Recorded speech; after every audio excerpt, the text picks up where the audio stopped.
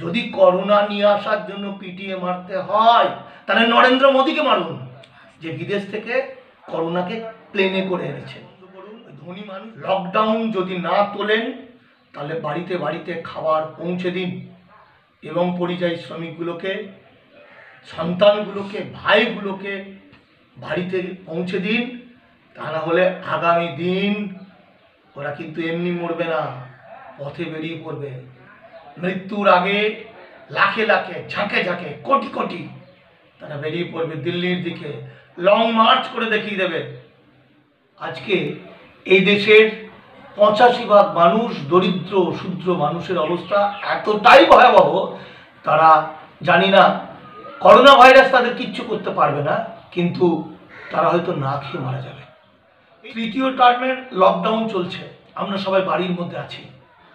এই লকডাউনকে কেন্দ্র করে হিন্দুত্ববাদী কেন্দ্রীয় সরকার যা যা চেয়েছিল তারা তা পূর্ণ করে নিচ্ছে।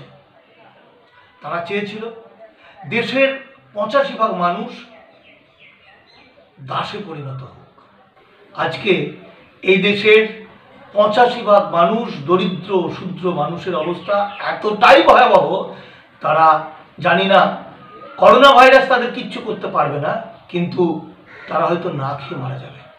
এই দেশের মধ্যবিত্ত মানুষদের অবস্থা ভয়াবহ, তারা না পারবে কোথাও ভাত পেতে চাইতে, না পারবে অন্য কিছু করতে। জানি না মধ্যবিত্ত মানুষই বা বাঁচবে কীভাবে। করোনা মারাত্মক নয় তা প্রমাণিত। করোনাতে মৃত্যুর পার্সেন্টেজ এমনি জেনারেল একটা ইনফ্লুয়েঞ্জা বা ফ্লুর মতো, অর্থাৎ 1%-এরও কম, এটা প্রমাণিত। গত পরশুদিন আমি করোনাতে দরিদ্র মানুষের মৃত্যু নেই এই বলে একটা পোস্ট দিয়েছিলাম, জাস্ট মানুষের মধ্যে একটা তর্ক বিতর্ক তোলার জন্য। বিশ্বাস করুন, কয়েকজন প্রখ্যাত ডাক্তার আমাকে ফোন করেছিলেন, আমি নাম বলেই দিই। একসময় পিএসসির চেয়ারম্যান ছিলেন ডাক্তার দেবপ্রিয় মল্লিক, এবং প্রখ্যাত ডাক্তার দেবদাস চট্টোপাধ্যায়ের মতো কয়েকজন আমাকে ফোন করেছিলেন। ফোন করে বলেছিলেন এই ভয়াবহ সত্যটা আমরা ডাক্তাররা বলতে পারছি না। ডাক্তারদের মধ্যে একটা বিশেষ অংশ, তারা কিন্তু প্রতিবাদ করার মুখে, যেমনভাবে সারা পৃথিবীর আমেরিকা থেকে ইটালি বিভিন্ন জায়গায় মানুষ লকডাউনের বিরুদ্ধে প্রতিবাদের পথে নামতে চলেছে, আমাদের ভারতবর্ষ তার ব্যতিক্রম হবে না কিছুদিন পরে।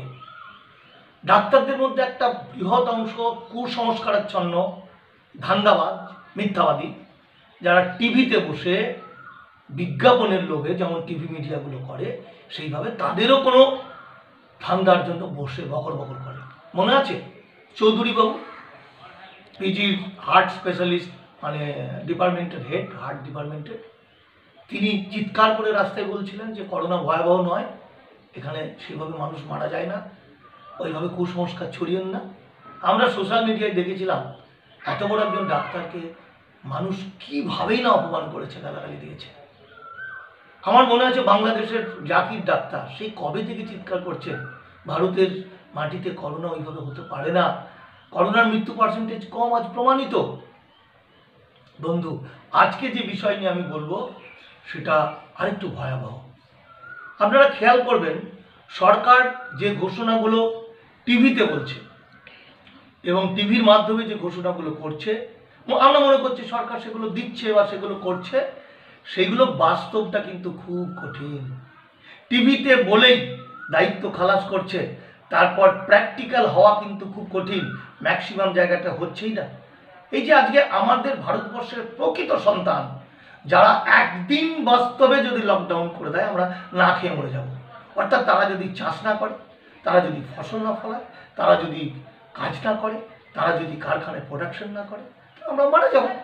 সেই পরিযায়ী শ্রমিকরা যেভাবে আটকে আছে, যাদের বিন্দু মাত্র দোষ নেই, যারা দয়া করে ভারত সরকারকে সুযোগ দিয়েছে, যারা দয়া করে ভারত সরকারের প্রধানমন্ত্রীকে সম্মান জানিয়ে এখনো প্রতিবাদের মঞ্চে নামেননি, এই মানুষগুলোকে এখন শোনা যাচ্ছে তাদেরকে ফিরিয়ে আনা হচ্ছে।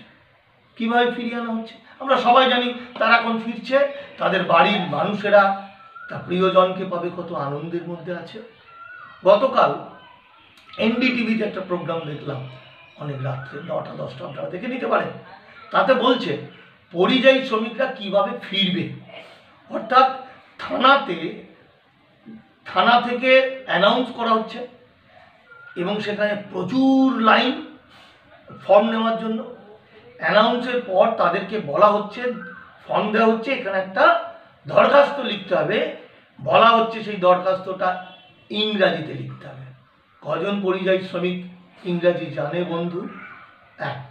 2 নম্বর, ইংরাজিতে লেখার পর সেটাকে একদম সরকার অনুমোদিত ডাক্তার দ্বারা সার্টিফাই করতে হবে, যিনি বলে দেবেন যে এর করোনা হয়নি।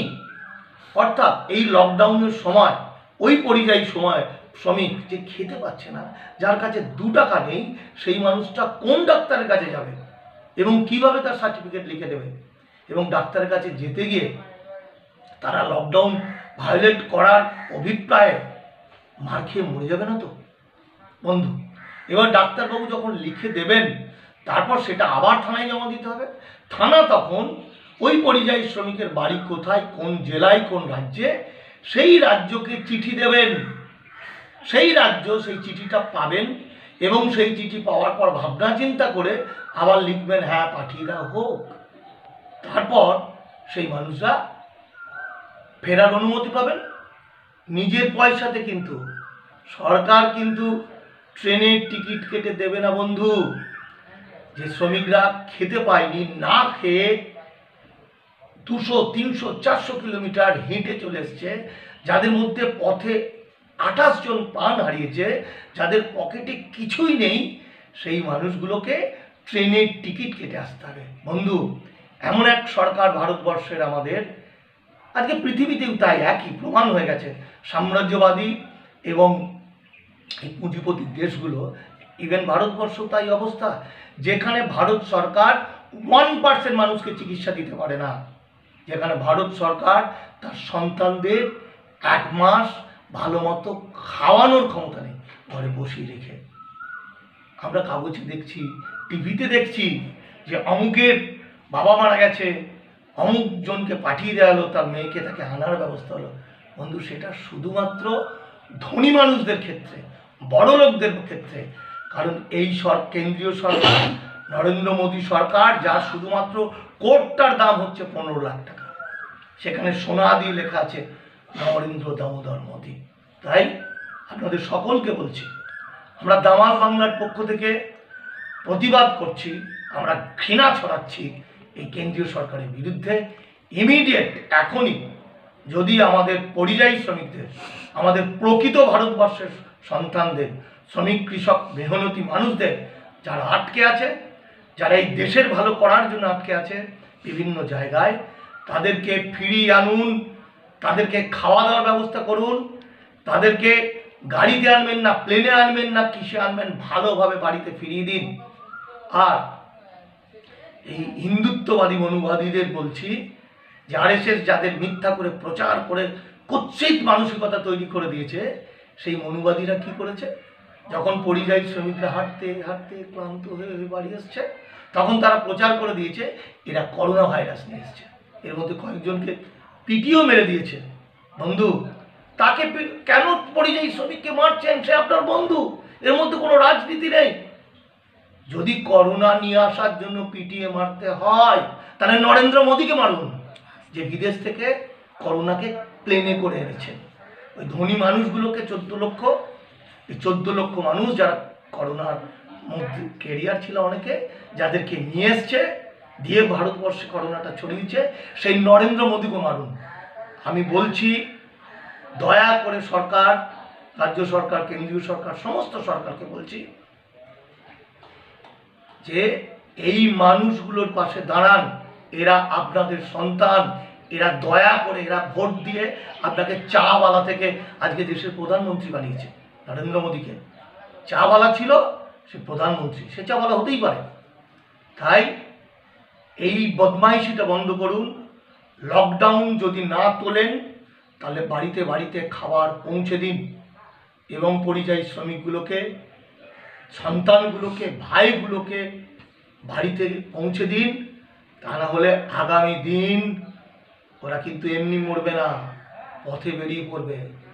মৃত্যুর আগে লাখে লাখে, ঝাঁকে ঝাঁকে, কোটি কোটি তারা বেরিয়ে পড়বে দিল্লির দিকে, লং মার্চ করে দেখিয়ে দেবে। তাই আবার একবার অনুরোধ করছি, দামাল বাংলা একটি সংগঠন, দলিত আদিবাসী মাইনরিটি আন্দোলন লীগের পক্ষ থেকে আমরা ভারত সরকারকে ধিক্কার জানাচ্ছি। আমরা বলছি এখনই ঘরের ছেলেকে ঘরে ফিরিয়ে আনুন। একটা পয়সা তাদের কাছে নেই, তাদের ব্যাংকে টাকা দিন। যদি আপনারা কয়েকটা ধনী লোক বাঁচতে চান, তাহলে তাদের গরিব মানুষ যে গ্রামে গঞ্জে খেতে পাচ্ছে না, তাদের অ্যাকাউন্টে টাকা দিন। মধ্যবিত্ত মানুষদেরকে বাঁচার ব্যবস্থা করুন, তাদের বেতন কাটার ব্যবস্থা করবেন না, তাদের ব্যাংকের টাকা লুট করার ব্যবস্থা করবেন না। না হলে আগামী দিনটা আপনাদের ঘুম কেড়ে নেবে মানুষ। ভারতবর্ষে একটা ভয়াবহ দিন আসতে চলছে আপনাদের জন্য, আর 85 ভাগ মানুষের সবচেয়ে আনন্দের দিন আসছে।